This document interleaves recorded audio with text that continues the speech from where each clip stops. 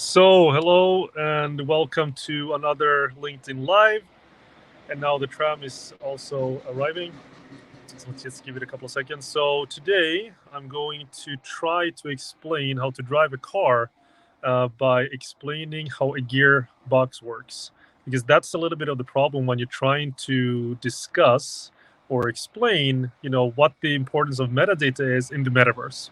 So, maybe we should get started in trying to understand first what metadata is and why is that important, and then also try possibly to tackle, obviously, what is the metaverse or what can it be? Because I was also in an interesting kind of discussion the other day that says that anyone that says that the metaverse is here, they are lying, right? They possibly phrase it a little bit differently, but that's sort of the intent. Do I agree? Maybe, actually. But okay, so the importance of metadata. Why is that even important? So I should at some point try this cooking analogy, or at least like a cooking show, because it's like, you're going to create a dish or a recipe, and you have all the ingredients in front of you. So the spices and all this kind of stuff, right? And on the boxes, you need, of course, information, possibly, where are the ingredients, where are they coming from, are they fair trade, what do they consist of? If you look at any kind of something in your refrigerator, you have, table of contents, right? You usually have like the most, they're organized like the first one is water, let's say, and then the second one is the next one in percentage of, how that made up of that product. This is poor English, but anyway, so you have a table of contents or ingredients for whatever product that you're looking at, and that's basically the same that you need in order to create a solution these days. It's not just that you have to create a solution, but usually you want to take in data and information and ingredients from a lot of different places. And in order to do that, again, going back to the cooking analogy, you need to know where are they coming from. And also, of course, where are they originating from, what built them in the first hand, if there's composable solutions, and all this kind of stuff.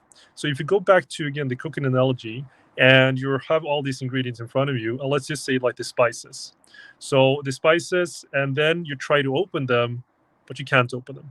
It's impossible, because they don't have any open APIs. That's usually the sort of the standard way of doing things in traditional industries, where a lot of solutions are pretty good at solving specific niche problems, but it's very, very hard, or if not impossible, to get data out of them. They don't even have an open APIs, and that's basically that you can screw off the lid and pour out the spices or whatever content that you need from that specific product. However, metadata is actually, understanding what's in those products.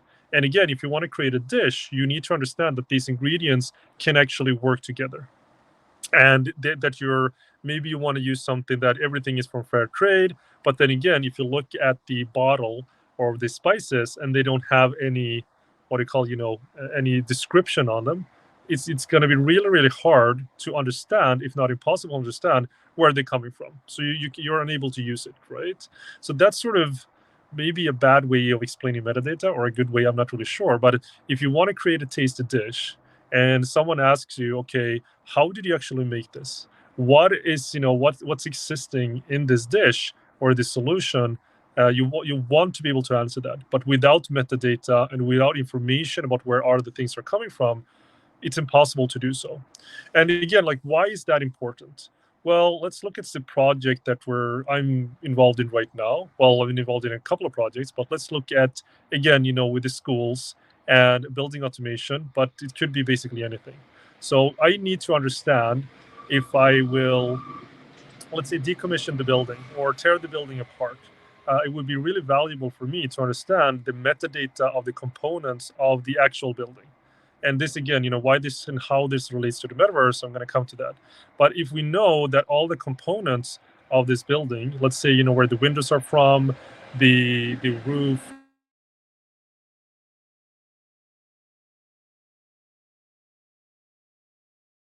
call now, I'm back, hopefully. I just got a call. Sorry about that. So if we know where everything is coming from, then we can basically click on a button and get that up in an Excel sheet. We can visualize it in whatever tool that we want, and it's standardized according to some kind of framework. So we know where the data is originating from in that building. We know where the components and everything is originating from the original aspects, and we can also get the information in a way that we can understand, so that if we want to build a new house, we can actually possibly take components from 10 different buildings that are now going to be teared down, and before they have been teared down, we can actually build the new building and use those building blocks, sorry, to build something new.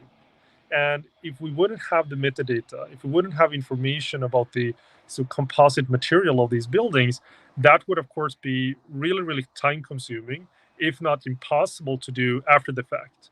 So that is the importance of, when you're doing anything, understanding where things are coming from, what they're made of, and everything that is tied to that very data that you have right then and there is really important. That's usually called metadata. There's possibly a lot of other industrial terms to describe it, but this is the best way that I can do right now. And this is again important because if you look at a manufacturing plant, and we can how this revolves around the industrial metaverse. I'm also going to come to that. But so let's say you have then your manufacturing giant, you have, let's say, 16 production facilities, all of them composed of different tools and systems, both physical ones and software ones, from originating from basically all over the planet.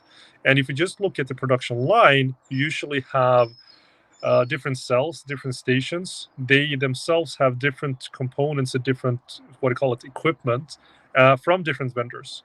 And here's one of the first problems, because if those vendors do not prescribe to a standard, like the asset administrative shell or haystack tagging, let's say for IoT data, or coming from the building itself, you have brick, real estate core, or any other thing, or standard.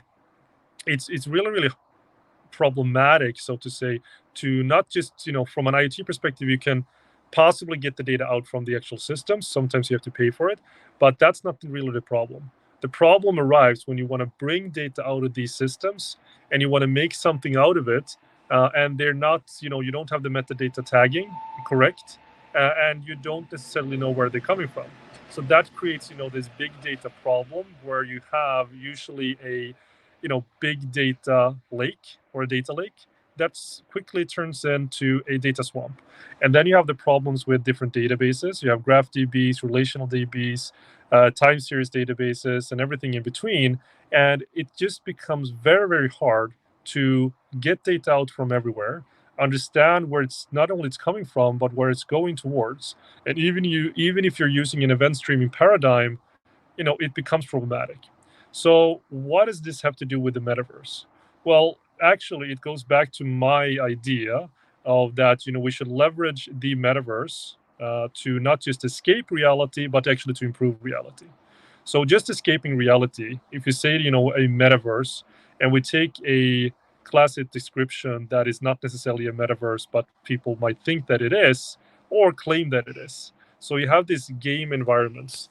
You have possibly Roblox, you have Decentraland or Sandbox, and these new sort of inventions that are more, it's like, gaming attractions, or that have some gamification methods to it. And then, of course, metaverse washing it so that it becomes like a metaverse element. The problems with that is that for the purists, the metaverse should be not owned by anyone. It should be totally open. You should be able to do basically anything and everything. And it shouldn't just be about gamification. You just should go there and relax. So I just finished, or almost finished, reading Snow Crash, where I think like Neil Stevenson coined the phrase the metaverse. So in it, he's just walking down. Well, he's doing a lot of crazy stuff, but sometimes, he's in the car and then he goggles in, right? So he goes to his virtual reality place, but it's not his. He helped build a part of the metaverse, which is a club where everyone can go to. If you have a lot of money, you can be there in pretty high fidelity. If you don't have a lot of money, you're going to be like represented in virtual reality in 2D as a black and white, just like, if what do you call it, like a um, Well, not in high fidelity at least, right? And you can go there, you can do a lot of different things, and there's basically no boundaries to some extent, even though, of course, he himself coded some parts of it, so he knows what to do and what not to do. And I think this is sort of the concept of metaverse, is that it's this, again, an escape from reality where there are no boundaries and you can do whatever you want. This is all fun and games and possibly something else, but for me, I'm not really interested in just doing that. I think it's, again, if we combine it to digital twins, which is, again, digital twin, it's a virtual representation of something that exists in reality fed with real-time data.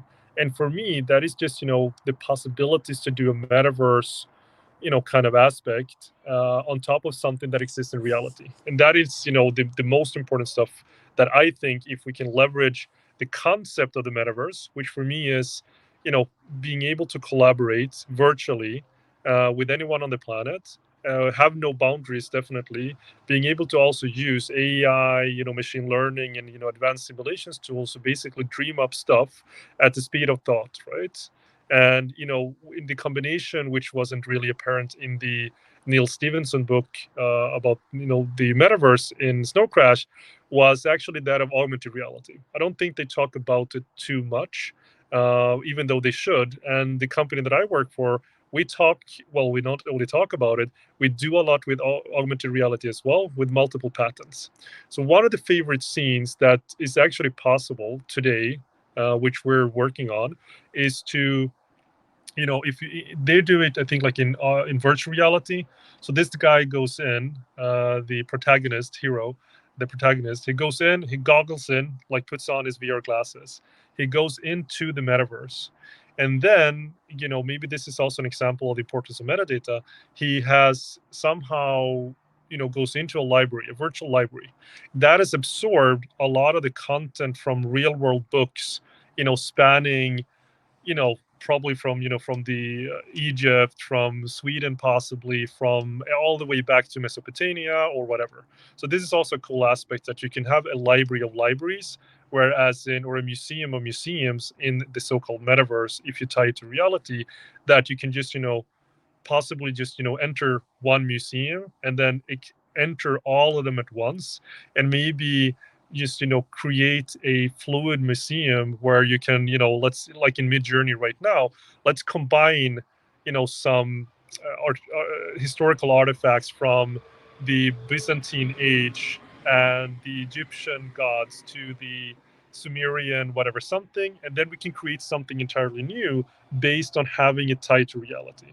Though that's sort of like interesting concepts that we're working on right now. But again, if we go back to Neil Stevenson and the book Stone Crash, so the protagonist who goes in, he needs to check something, and this is, again, why I think the real estate space might be a little bit in danger, because if I can just enter my library, like in the movie Eon Flux, or again what I'm talking about, anywhere from anywhere on the planet, I don't need, of course, a physical something, right? I can sit out in a field and be in my office, and that would be pretty nice, to be honest.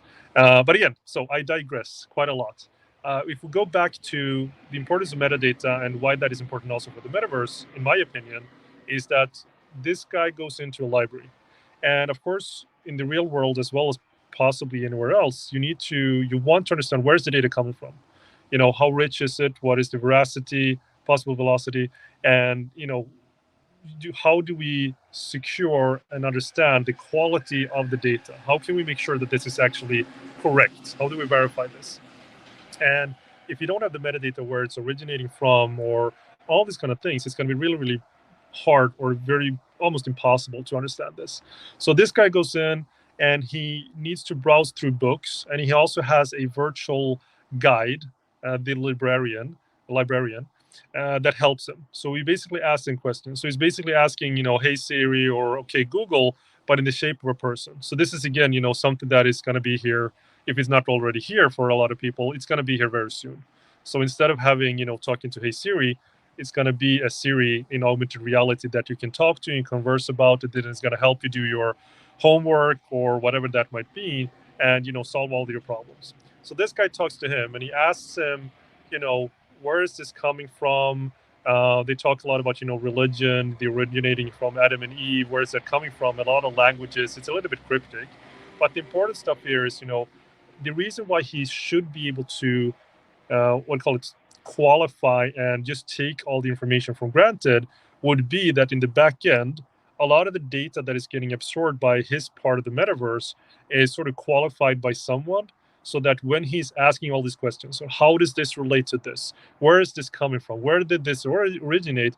The metadata is already there, right? It's attributed to the very books that he's feeding it from. So that means that the engine, if it's a graph database, made up with taxonomies and ontologies to keep everything intact, you can basically ask it questions, and then it's going to crawl not just the surface content, but all the other content as well, and try to find these patterns. The patterns that would otherwise be, if not really impossible, very improbable for a person to find out in a person's lifetime. So having access to the metadata is basically, a lot of the importance of how we can keep things intact, how we can get answer to the hardest problems without having to do what everyone is doing right now, especially in traditional industries. That is hunting for information. Then when they found that information, do they know that is it relevant? Is it up to date? Has someone tampered with it? And all this kind of stuff. So you need to hunt for it, you need to validate it, and then you need to go back. And usually, that takes a lot of time, and it's a manual labor. So for me, again, going back to the importance of metadata in the metaverse, is the ability to not just escape reality but improve reality. Do I have a lot more to say on this subject? Possibly. I'm gonna try to finish with this one, where there's a scene in the book. I don't know what page it is right now. I can probably dig it out. It's somewhere around the hundred something. So the protagonist goes into the virtual reality. So again, like I'm always depicting this in augmented reality. So now I can also do this here. So in my hand right now, I should be able to, and with my smart glasses, to see an up-to-date copy of the planet, right? And it's really high fidelity. I can just look at it, I can spin it around, and I can see in real time, what the weather is like in San Francisco, what it's like in Stockholm, what it's like any part of the planet. But I can also, again, transition from augmented reality to mixed reality to virtual reality and in between. So this is what's happening in the book, that the protagonist has this, worldview of the planet. And it's again in high fidelity. And he watches, I think it's above San Francisco, and he watches the clouds move, right? And then he gets sucked in. Because it's virtual reality, you're basically there, right? So he gets sucked into that part of the world. So immediately transitioning from, he's sitting in the library and he's watching, the world revolve in his hand, and then he looks at a part of the world, and then immediately gets sucked in. So he basically not transforms, but is being transferred and is teleported or holoported into that part of the planet, right? And because that feeds off of real-time satellite information combined with CCTV cameras, or someone is maybe have a couple of drones in the air that they're subscribing to, he can basically teleport in. So he's flying and flying and flying, and is about to hit the ground, and it feels like super real, right? Because of course it's virtual reality and it's really high fidelity, and he can almost feel like the air brushing against him, and he can basically be there and see everything in real time, and then he remembers, oh, this is just virtual reality. So we can also do this again with the company that I work with, that you have the planet in your hands. You can of course zoom in and zoom out. You can see it at different levels. You can zoom into, again, some islands, maybe Micronesia or somewhere. You can look at that, and then if you fed it with real-time data, and also with a lot of metadata, you can actually understand a lot of different things about that part of the world. So you can maybe look at a layer of, okay, I only want to see the tectonic plates underneath this island. What are the risks for a, what I call it, a not a hurricane, an earthquake, right? And you can basically just view that layer, and you can like maybe go back through time, because you have like a time span of where this data originated, where it's coming from, if it's good, if it's time stamped. So you can travel through time. You can only see that layer at that part of the world, and then you flick a switch, and maybe you want to see something else. You have like the GIS data, and again, the GIS data is tagged with the data coming from the official ministry of Micronesia or something, so that you possibly know that it's the right data, and then maybe you want to corroborate that with other data. So it's not only that you trust one source of data, but it's a lot of different sources that together paint a picture, right? So that's, again, like, the importance of metadata is not only direct but also indirect, and also that is standardized, obviously. So for me, this is important. And going back to what I think about the metaverse or the metaverses or multiverses or omniverses, I think I've said this before, is that people have a tendency to think digital and just copy what exists in the real world.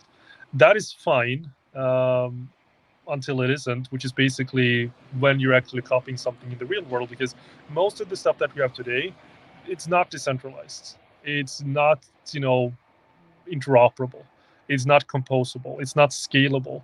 It's made to solve one problem, and companies have a tendency to lock people into their solutions and make it really, really hard to migrate data and information out of them. So if we make a copy of what's going on in the real world right now, we sort of end up where in a problem where we actually started and what we're trying to get away from. So I think that's where these metaverse purists, which maybe I am, who knows, is they're saying that the metaverses that are being built up to date, it's not the metaverse, and anyone that's saying that it is the metaverse, if that is even going to be a thing, they're just lying, right? Or they're bullshitting, or whatever you want to call it. And yeah, I do agree to some extent that they're not necessarily the metaverse, this open thing that everyone can participate in, irrespective of where they're born, where they are, etc. Maybe they need to have, like, VR classes possibly, and maybe not even that in the near future. Who knows? But do I think that we should gatekeep the metaverse? No, I don't think so. It's the same as digital twins. Do I agree that all the people that's saying that they're doing digital twinning actually do that? Possibly not. But it's also a lot of differences due to have the possibilities for advanced simulation methods, and it's just so many different things. But for me, the most important thing is that, let's say you have Roblox, you have Decentraland, Sandbox, you have a lot of these proprietary metaverses that might come out from different companies. And I think that's the most important thing, is that they're interoperable, right? That they possibly, I'm in the Metaverse Standards Forum. We just joined there from EDX. And we're, of course, that is important. It's not the most important thing possibly, but it's definitely really important to transfer knowledge from one place to the other. So let's say from one so-called metaverse application to another one. And I'm also working with Jamie, who's got a metaverse patent, where this is really important, that we can actually start creating something. So let's say if Nike, they join together with Fortnite, and which they probably have done, I don't know, and create this, in Nike metaverse, but then you have like Fortnite as well. And then, in Fortnite, you might have some, you want to buy a Nike, what call it? I was going to say sandals. Maybe you want to buy that as well, but sneakers. You want to buy Nike sneakers. But Nike also, they join together, so you can actually buy the ones that your avatar are outfitted with in Fortnite, but you can actually buy the same one from Nike store, right? Or let's say you buy something from the Nike store, hello LinkedIn user, and that comes along with an NFT, and that NFT is transferable into Roblox, into Decentraland, Sandbox, or anything else, because it has one, it's tied to a patent, and number two, maybe it's tied to a standard that makes it interoperable, that you can interchange this stuff. So it might be looking differently. So again, going back to the metaverse, snow crash, we have, you can appear differently in the metaverse, and here it's just appearing differently in the different metaverses. Anyway, and that, of course, needs to have metadata about where its origins are, who's owning it, and data ownership, and possibly thousands of other things as well, that will keep this intact, crossing different metaverse experiences possibly. So because I think it's going to be maybe difficult to create the metaverse that is going to be owned by no one. Everyone can code on it, and then it's going to be super open source and decentralized. It's not that we're not working on it, because the network, or the nztwork.com initiative, we're actually creating a decentralized hardware storage system that is going to scale globally and managed by a DAO, which is a decentralized autonomous organization, with the pure intent that no one will be able to own it. Everyone will be able to access it and leverage it for real-time insight into everything that goes on the planet, and initially also tied to carbon credits so that we can solve an energy crisis. But at the same time, and I think that could be it, right? Because if no one is really owning it, then there could be the potential, if you're layering it correctly, that this could be the breeding ground for the metaverse, so to say. But so far, I do agree that it doesn't necessarily exist. I think there are metaverse applications that prescribe to some metaversey, what do you call a metaversal applications, but like collaboration. So we take Fortnite. I've said that a lot of different times. It has hundreds of millions of users, or World of Warcraft, or any kind of game experience that existed since the last 20 years. With the monetization aspects, with a lot of these kind of things, there may be a kind of metaverse. Or of course, Meta, which Facebook are developing. Is that the metaverse? Possibly, possibly not. More on the not side, because again, someone is owning it, and it's not necessarily that open yet. So would I say be careful if someone says that they have metaverse applications? Possibly. Would I say that have to be careful if someone say that they have metaverse aspirations? Absolutely not, because that's definitely where we're going. Yes, USD, that's definitely a currency in United States dollars, but it's also universal scene description. So that's a really, really great example. Something that came out of Pixar, yeah, Pixar, right? That is becoming a standard for how to display things and objects across in a visual way across possibly Unreal Engine, Unity, or whatever that might be. And it's just a small but important component of how we can build these things together. And standards, is one of my favorite topics. I'm actually going to speak at the Haystack conference for the ones that are interested in smart buildings and building automation next week about the importance of standards. Because anyone and everyone can, well, maybe not everyone and anyone, but a lot of companies today, we can create a lot of cool things. But if it's not scalable, if it's not interoperable, if you can't point to a way that this is how we built this is how we tagged the data, this is how we standardized it. If you can't do that, then you're in a lot of trouble. Especially a lot of other people will be in a lot of trouble. And even if you can do that, and everyone else are using their own fancy way of tagging data and standardizing data, you're still going to end up with a problem. So utilizing standards is closely tied to the understanding of metadata, in my opinion, and that is really, really important to build the future. Because one thing that we know that is that if we don't try new things, then we're never going to reach the future that we need, and we're going to be stuck with the past with the solutions that we have right now. Let me see. I think that universal languages are necessary for an open interoperable system. I think yes and no. I've seen some really, really cool initiatives right now where it's more about the taxonomies and the ontologies, and the relationship between entities and how you describe aspects where you can actually reinvent languages or make new languages up based on understanding the core foundations. And I think one of the companies that I'm working closely with is with Ken Granville and Wantware, and another one is of course with Daniel Arthurson and Cloud Backend and what they're doing. And they're more about Ken Unit has this phrase, software is melting. And anyone that has worked with any software project or website development or basically creating any application, we know that okay, let's say from a website perspective, someone has developed this and you have no idea what it is. How you don't really know what kind of language it's been written in, and even if you know what language it's been written in, maybe it was like 5 years ago, so that language is not heavily used, and you have better languages like Rust or Golang or whatever it might be that the developer of choice wants to use, right? So it's not scalable, and it's not you can't use this language that you used to build something of the past, and then you come into the problem that okay, let's reinvent the wheel again, and we can't use this the building blocks that we used before, right? So that for me is pretty interesting, because if you're doing it in the right way with relationships instead, you have possibly the framework for using whatever language that you want, right? You can use software languages or talk in whatever language, as I'm talking now in, you're speaking now in English, but the engine can interpret this.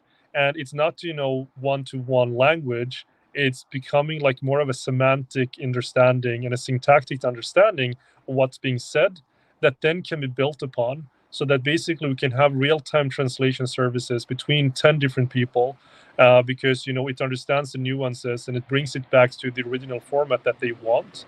And this is again, the hypothesis of you need to build platforms that can cater to any and all standards, not just one standard that is built on one standard. So the USD one is really, really good, but it's again an example of something that solves a problem, but for how long? And again, in the building space, we have IFC, which is an ASCII-based something. How sustainable is that in the future? Maybe it is for some short while, but it's again, standards usually take a long, long, long time to adopt for different industries. That's usually the case. And meanwhile, everyone is, on the road to adoption. And I'm actually adopted from Colombia. So I digress again. So even if that's the case, there's always new stuff happening. But what is not new is the relationships between different entities. And what I've said before, when we're talking about interoperable, life cycle, blockchain-based Industry 4.0 foundations, it's definitely this actor network theory where I am, as a person, I have a lot of knowledge possibly in my brain. And the question is, how do I transfer this into another person? How do I explain what I know into someone else? And then maybe I can use something called boundary spanning objects like a digital twin or a visual representation to make it easier, right? Now the only way that I'm using the boundary spanning object is this phone, and you're getting it just from my mouth, and you're trying to vision this, and everyone that is watching now and afterwards, you probably have your own idea based on how you transcribe information, how you interpret stuff, right? But if I would, put this into, a piece of paper or into my own digital twin, which I'm, starting to create as well, it would be possibly easier for you to understand what I'm saying. Anyway, there's a lot of stuff here. This was, went on for too long, but the metadata is really, really important. And that's again, extra information about the status of an object, where it's coming from, and its attributes, and basically everything all around it. And the compound effect is again that if you have 10 different things without metadata, they're just going to be like 10 different things, right?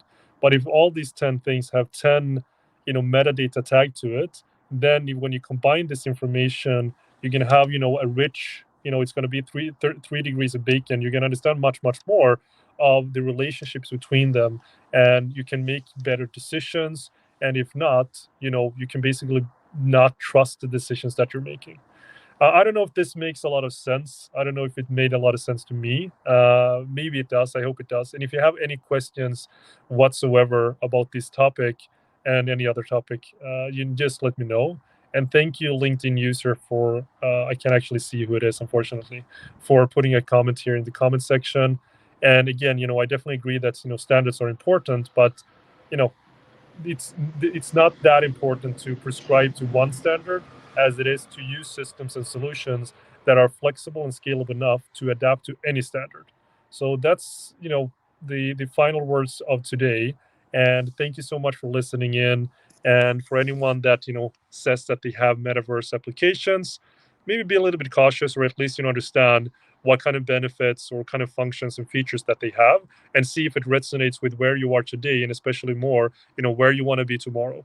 And for the ones that say that they have metaverse aspirations, I say work with them, and then start creating the future that we need to have, that is decentralized, interoperable, scalable.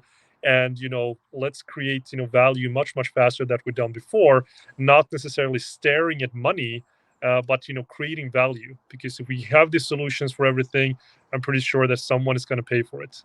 At least that's what I hope. Thank you so much for listening in, and have a great day.